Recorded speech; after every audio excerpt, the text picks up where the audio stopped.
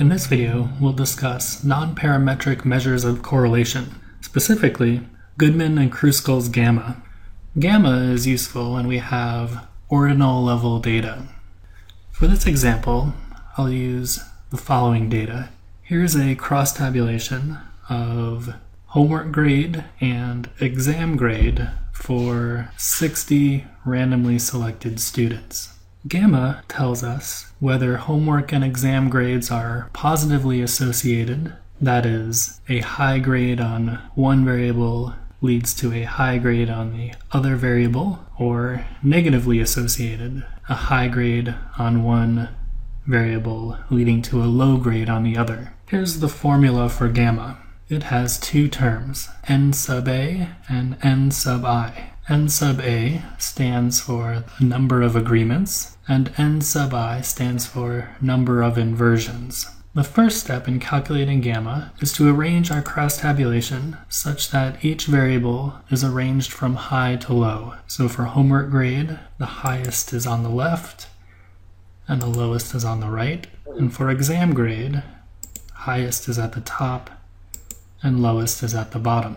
Imagine that these 60 students were all in a room and we were to select two of them and compare their grades. Let's say the first student we select is from this group, a student that earned high grades on their homework and a high grade on their exam. And let's say the other student falls in this category, low homework grade and low exam grade. If we compare these two students, a student from this group and a student from this group, we can see that the student in our high group is higher on both variables than the student in the low group. That is, they have a higher homework grade as well as a higher exam grade. This is referred to as an agreement.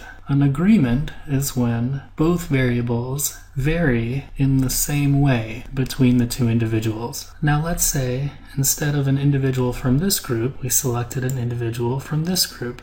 Again, compared to the individual from the high group, this person has a lower homework grade, medium instead of high, and a lower exam grade, low instead of high. So someone from this group paired with someone from the high group would also be an agreement. In fact, if you were to pair one of these 10 people in the high group with someone from any of these four groups, the high person would be higher on both their homework grade and their exam grade. The number of pairs that we can construct from the people in the high group and the people in these four groups is equal to the number in the high group, or 10, times the sum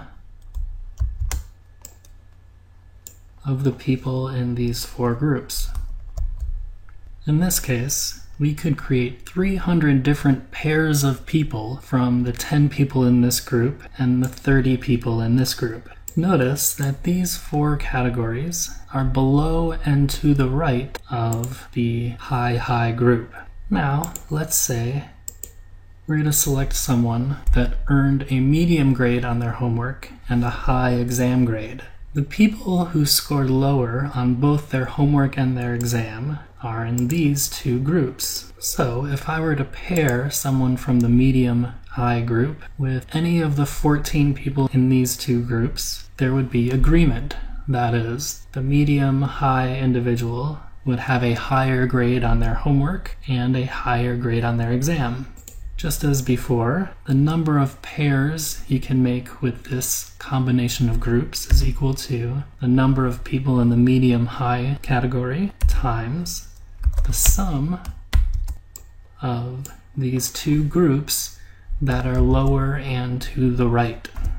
If I look at the four individuals who got a low homework grade, there is no one in the cross-tabulation who scored lower on homework because they have the lowest possible grade on their homework. And so there are no pairs I could make in which the person that they are paired with would be lower in both grades. This group, on the other hand, those who score high in homework but only a medium on their exam grade, do have two groups of individuals who scored lower on both of their grades. These 14 individuals scored lower on their homework, earning either a medium or low grade, and lower on their exam, earning a low, which is lower than the medium that these 7 individuals earned. So the number of pairs in agreement from this combination is equal to 7 times the sum of the cells lower and to the right. Finally, if we look at individuals who scored medium on both their homework and exam, the 9 people who scored low are lower in both of their grades. And so the number of possible pairs with this combination is equal to 11 times the sum of all of the cells lower and to the right, which in this case is simply the cell with 9.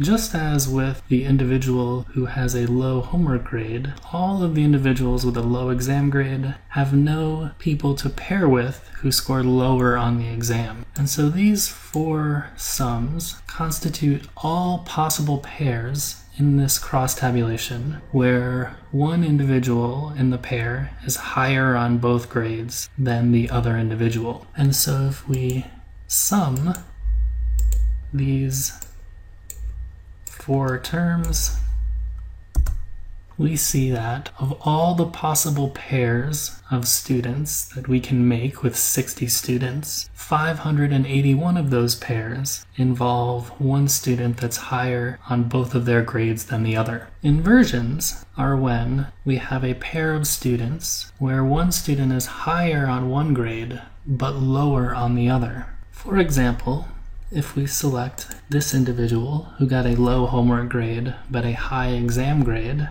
and we compare them to these 3 individuals, you can see that this individual scored higher on homework but lower on their exam. In fact, all 4 of these categories contain people that did better on their homework but worse on their exam. In order to determine how many pairs of individuals we can make with these 4 individuals and these 26 individuals, we take the 4 and multiply by the sum of everything below and to the left of that cell. For the 6 individuals with a medium homework grade and a high exam grade, any pair with these 10 individuals will result in a lower homework grade but a higher exam grade. So again, the number of pairs is equal to 6 times the sum of all cells below and to the left. We can then do the same with this cell containing individuals with a low homework grade but a medium exam grade.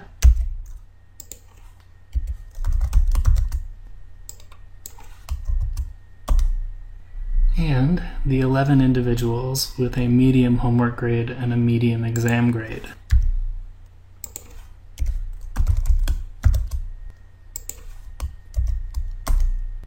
Just as with agreements, we'll then sum these calculations,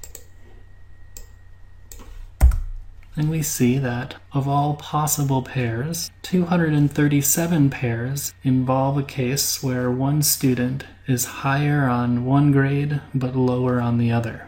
Essentially, the agreement pairs indicate a positive association. That is, if you are high in one grade, you are probably high in the other grade. Or if you are low on one grade, you are low on the other grade. Inversions represent negative association. That is, individuals tend to be high on one grade but low on the other. Gamma compares the number of times that a pair reflects a positive association to the number of pairs that reflect a negative association. In this case, our gamma is equal to the number of agreements minus the number of inversions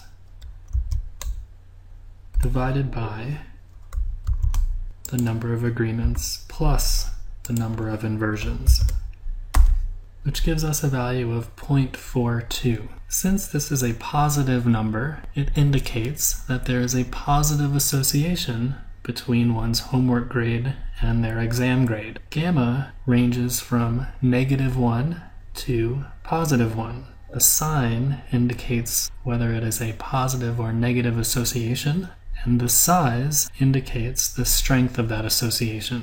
So a gamma of 0 would indicate no relation between the grades, whereas a value of 1 would indicate perfect association. We can also test the significance of a gamma value by calculating a z statistic using this formula. First, I'll calculate the numerator within the radical sign, which is equal to the number of agreements plus the number of inversions.